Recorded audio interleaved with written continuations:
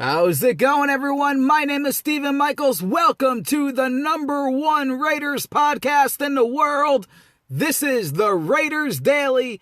Finally, we can talk about a victory as the Raiders defeat the Cleveland Browns 45-42 in overtime in a thriller of a game. And a game where I gotta tell you, once again, the Raiders had their chances to put the Cleveland Browns, just like they did against Miami, just like they did against Denver. They had their chances to blow the game out, but they let Cleveland back in. But the only difference about this game is the Raiders showed up in the second half. They looked like that 2016 team. But listen, there are still a lot of concerns. There's no doubt about it. I'm going to get into some of those concerns, but before I do that, the Raiders won, everyone. The Raiders won. They saved their season in Oakland. They saved their season. They could not go 0-4. It would be just a dagger. It would destroy their season. 1-3 is not so bad. It really isn't. Even if they lost the following week, this week against the Chargers, they're still not finished. I mean, when you look at the schedule, when you look at the next 6 games, the Raiders, like I said, and the players in that locker room, by the way, they feel the same way I do. Those guys can play with any team in the NFL. If they put it all together, that team is pretty good. Yes, they got to get a better pass rush. We all know that. Yes, Derek Carr, well, I'll talk about him later. But there are a few things they got to do better. But like I've been saying since week 1, everyone's got to relax. Let's wait. I mean, Raiders lose week 1, the sky's falling. Raiders lose week 2, oh no, they're the worst team in football. They lose against Miami, which a game they should have won. You know, people are throwing in the towel. And I say, listen, I do this for a living, okay? I'm an analyst. I look at football, and I've been doing this since I've been a kid. My father was a coach. Everyone knows, GMs, scouts, coaches, everyone in the NFL. You don't know what you got until about week 6. That's when people know what kind of team they have. Week 6 and between week 8, that's when you really know. But in the meantime, you gotta win some games. You can't go 0-6. You can't go 0-8 and then your team does well because it doesn't really matter. So you gotta stay a little bit steady. You gotta kind of be okay. I mean, look at the Patriots, for crying out loud. Last year, they started out 2-2. They went to the Super Bowl. That's just what the Patriots do. They're never really starting out hot, winning 4 or 5 in a row. It's just not the way they do it. The reason why is they always got a lot of new players in there. And the Raiders, they got a ton of new players in there. I mean, half the team is new. A new coaching staff. A new everything. So they gotta gel. They gotta know how to work together. They gotta know, hey, if I run this way, this guy's gonna run the other way. These are all things they learn in time. Now, the hope was the Raiders could win a few games while they go through this transitional period here, and then maybe be okay by week 6 and week 8. Now, trust me, John Gruden was not expecting to lose against Miami. He was not expecting to lose against Denver. Both games they should have won. Then they have the Cleveland Browns, Hugh Jackson Super Bowl. He wanted to go in there and blow the Raiders out. You don't need any more proof than Hugh Jackson going for a 2-point conversion pretty much every time they scored.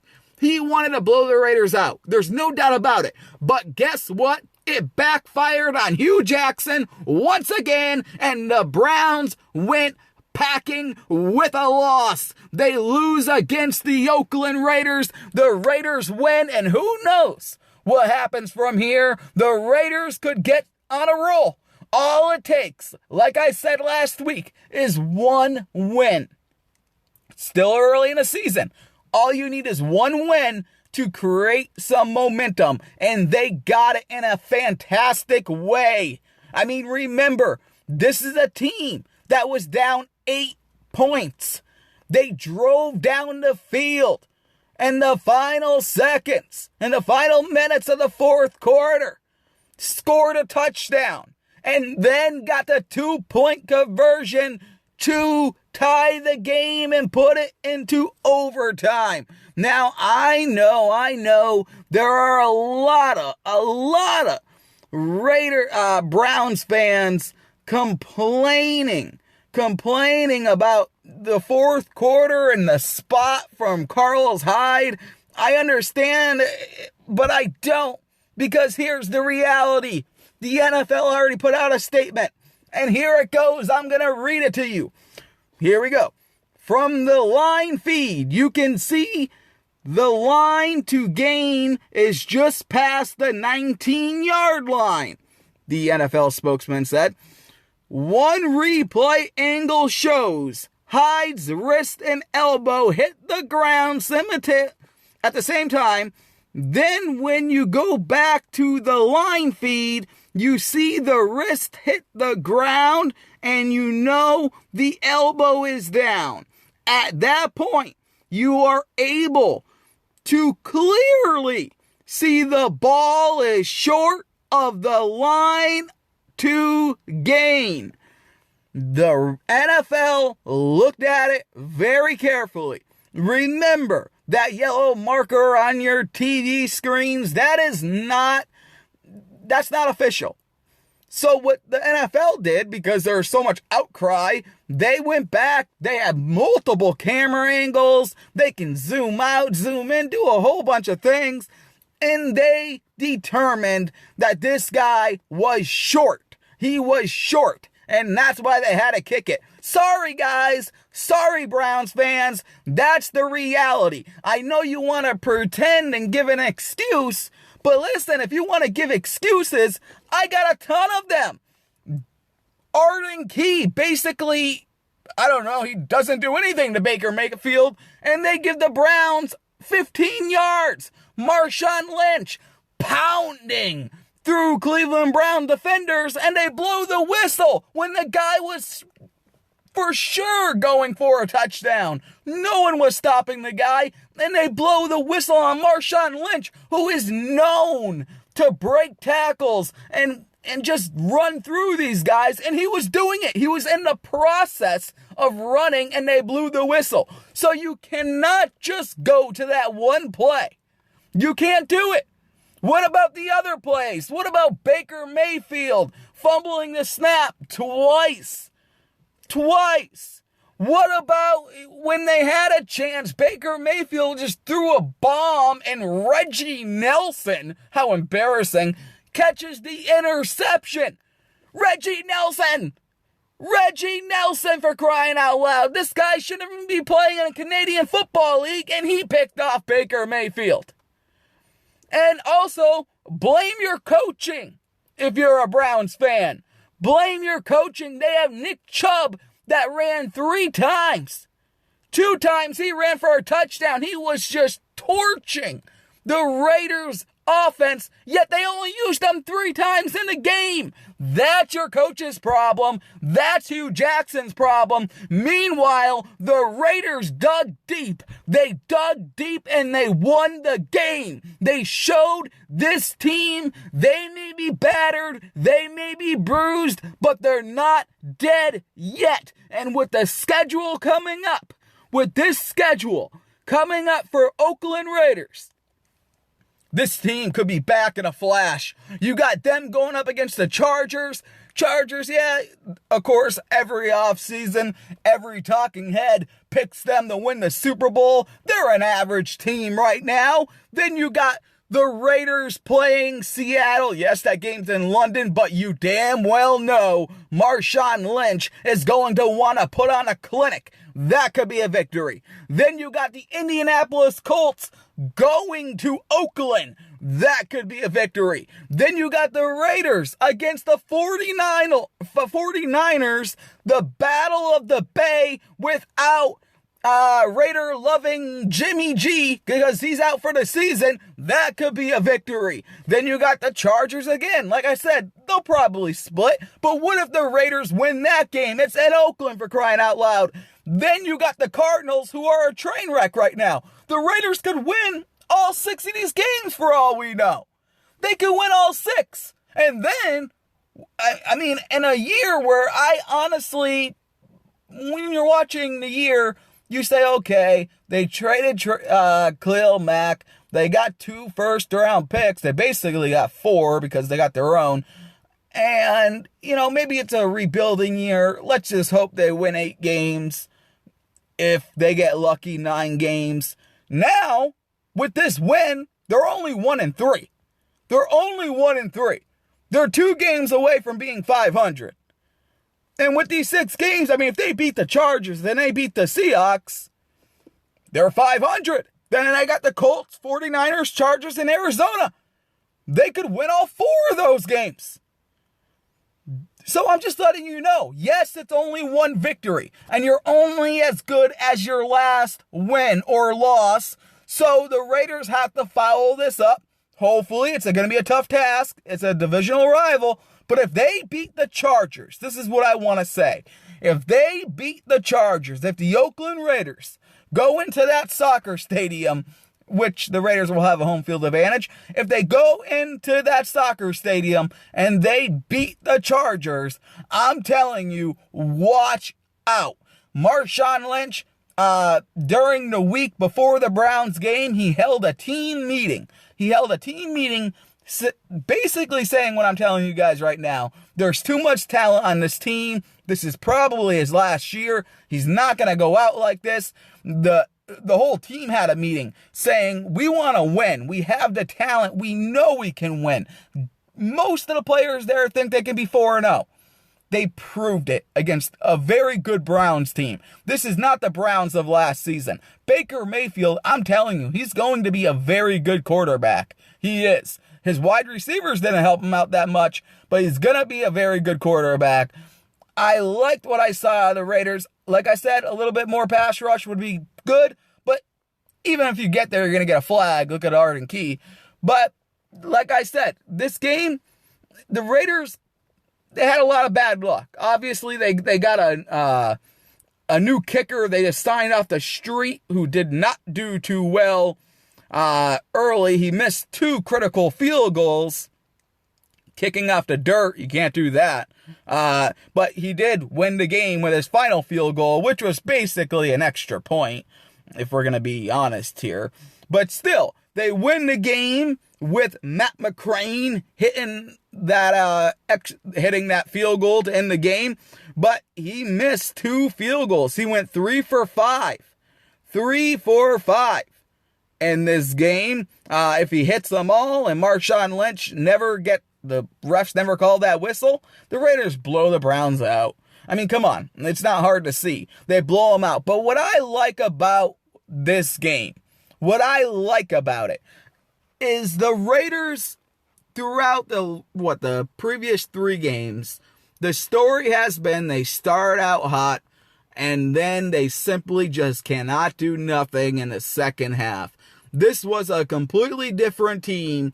All week previous to this game, they've been working on the 4th quarter. They've been working on guys. They've been resting vets, telling them, this is when you want to come on.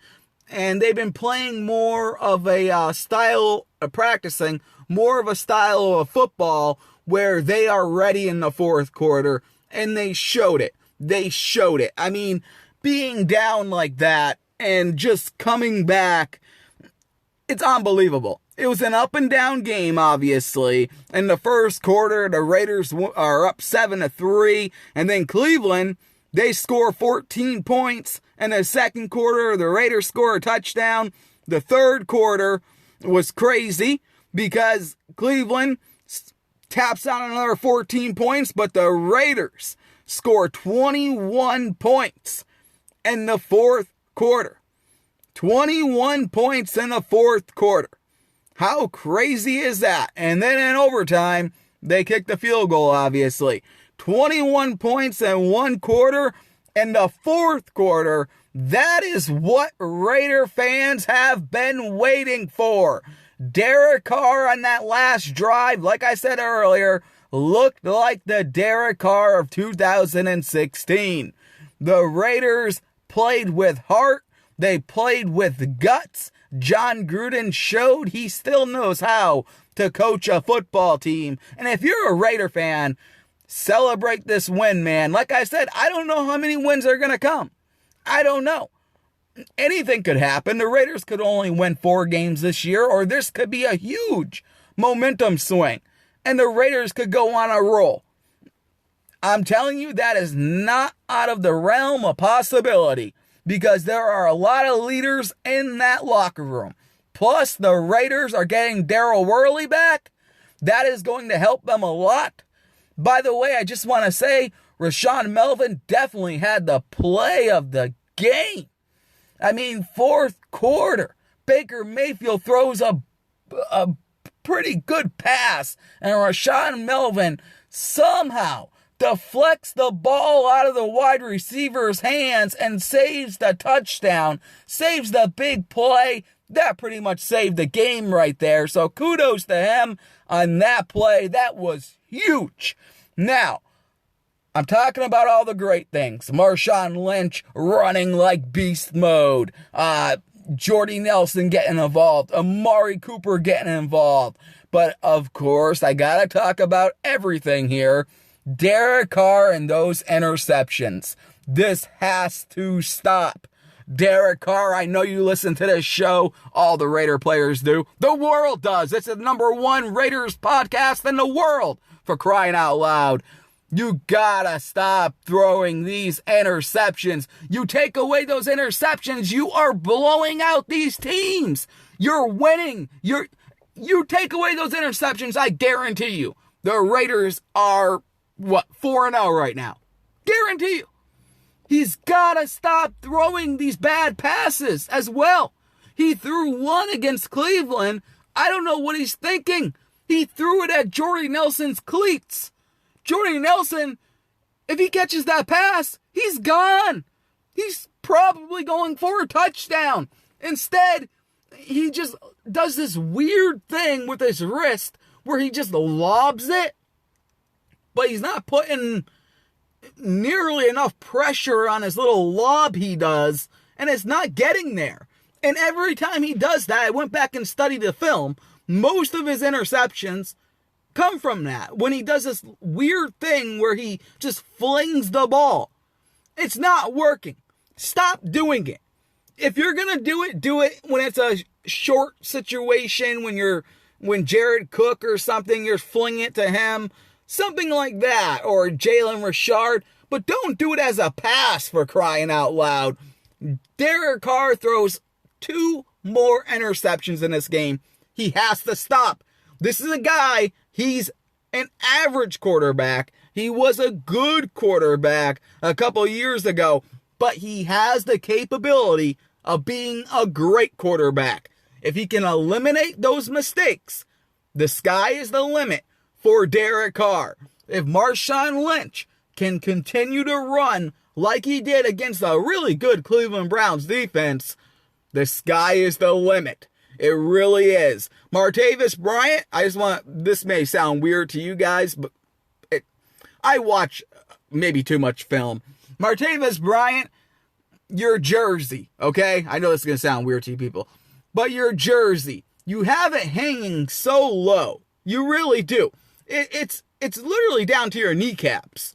And there's one play where you catch the ball, you're probably gone for a touchdown.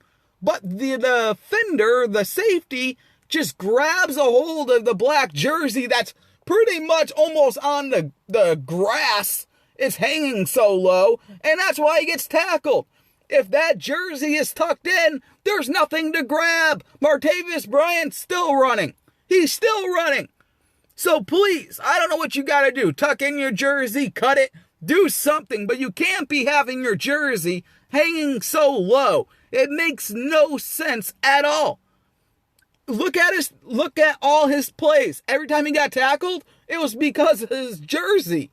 I don't know what is going on. But the Raiders, like I said, they played well. Even Dwayne Harris and special teams had a good run.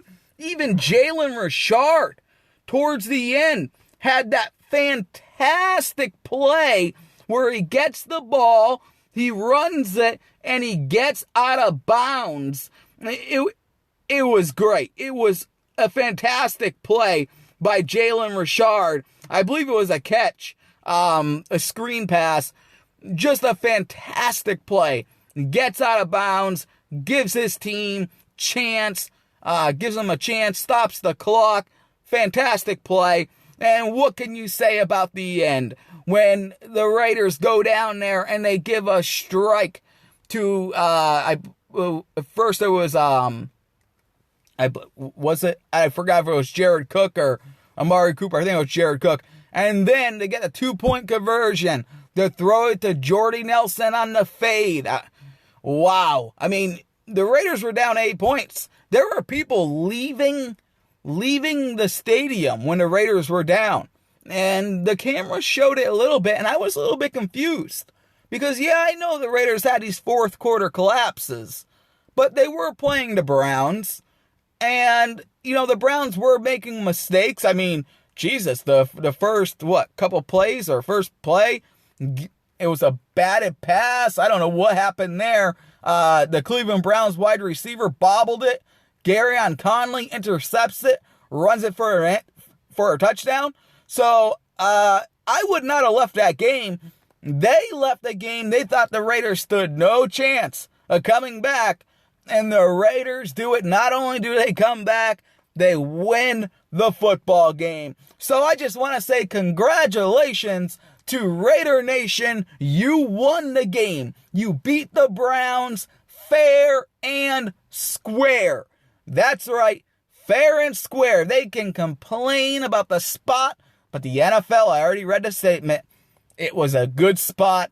That's where the ball should have been. And there were a lot of bad calls going the Raiders' way. So you just can't take one play and say, oh, that was it. Because the Browns had their opportunity. They had their opportunity in overtime. And Baker Mayfield, like I said before, throws a bomb to Reggie Nelson. Reggie Nelson gets his first interception of the season. I would not expect a lot of those. Reggie Nelson was just in the right place at the right time. Doesn't mean he's still any good. He's still the worst safety in the NFL. But still, he gets the interception. So kudos to you, Reggie Nelson. Also, Donald Penn gets injured in this game. Gonna be interesting going forward. Do the Raiders start Brandon Parker? Is it the end of Donald Penn? We'll find out this week. As far as other injuries go, I don't think there were a lot. I know Derek Carr got banged up on one play, which, by the way, should have been a flag. The guy led with his helmet, hit Derek Carr right in the stomach. Should have been a flag there. No flag there, though, of course. But should have been a flag. Either way, I think that's pretty much it as far as the injuries. I know Clutchy Osemele got a little banged up, but I think he's going to be okay going forward. They really need him. And Derek Carr, like I said, he spread the ball around. That's exactly what the Raiders needed to do in this game. I mean, everyone got catches in this game. I believe he threw to 8 different wide receivers. Even Lee Smith got involved. He caught three catches for 23 yards. So, I mean, that's fantastic. Amari Cooper, he had 8 catches. Jared Cook, he had 8 catches. Martavis Bryant had 3. Jordy Nelson had 5. Jalen Richard had 3. Marshawn Lynch had 3.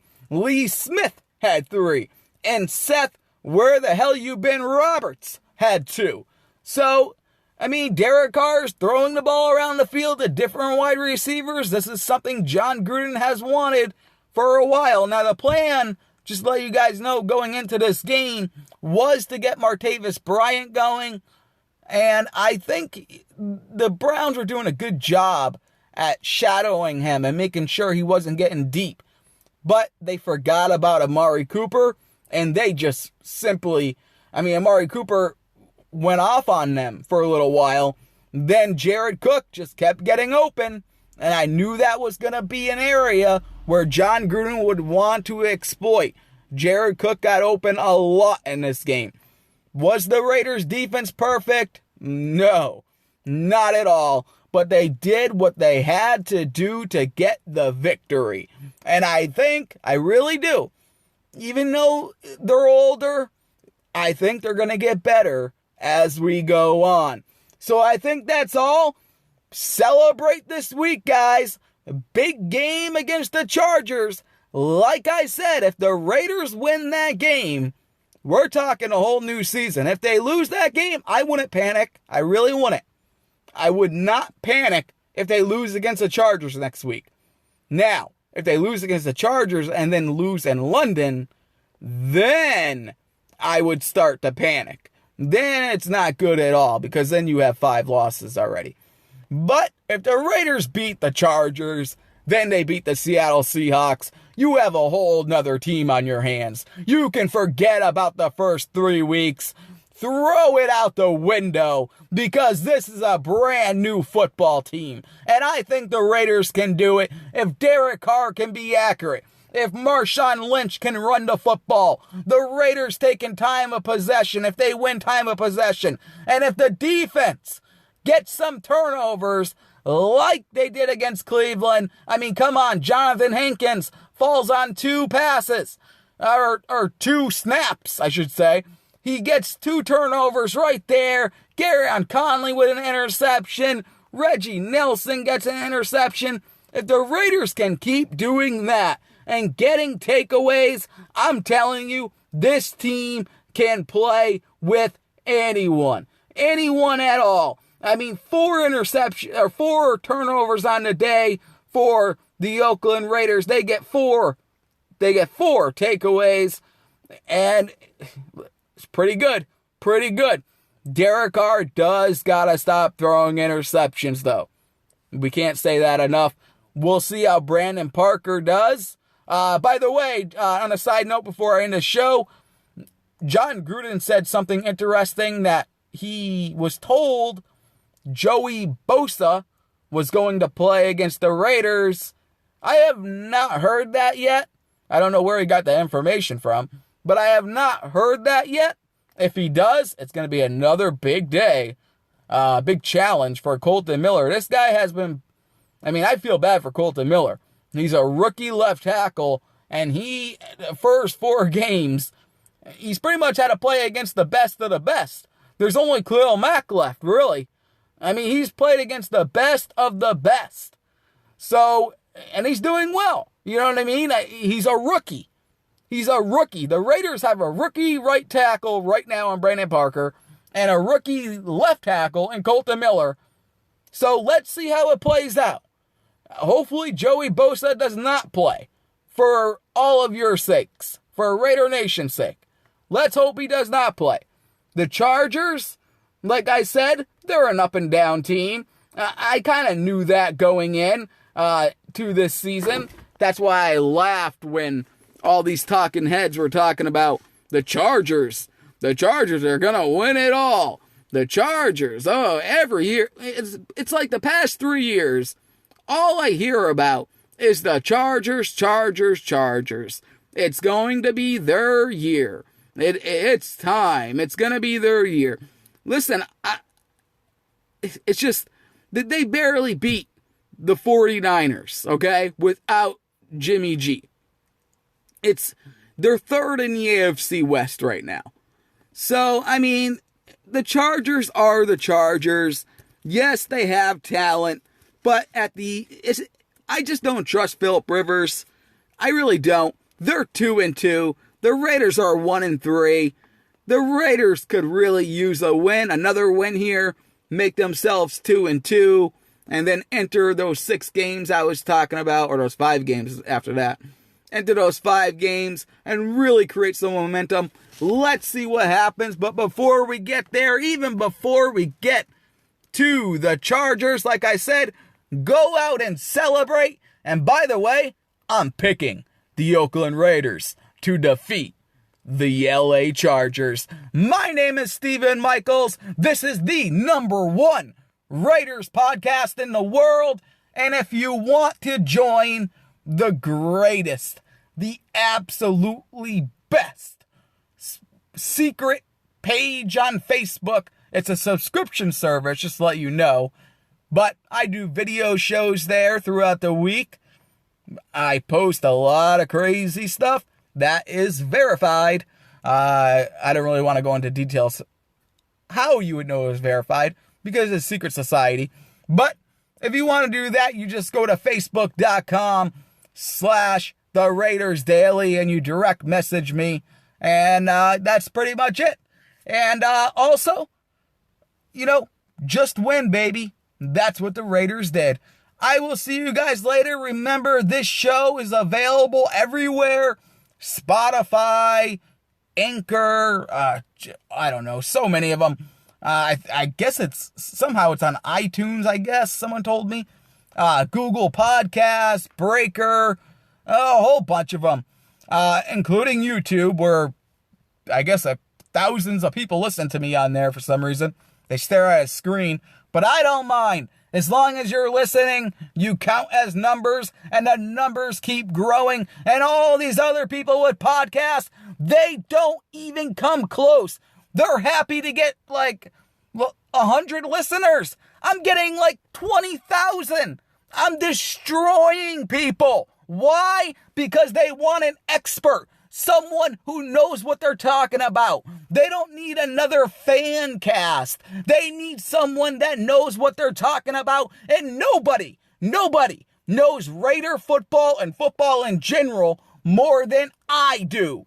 I do this for you, the Raider fan. Why? Because when I started this back in 2013, I looked around and I said, who has the most dedicated fan base that lacks real coverage, that needs me? And the Oakland Raiders stood out.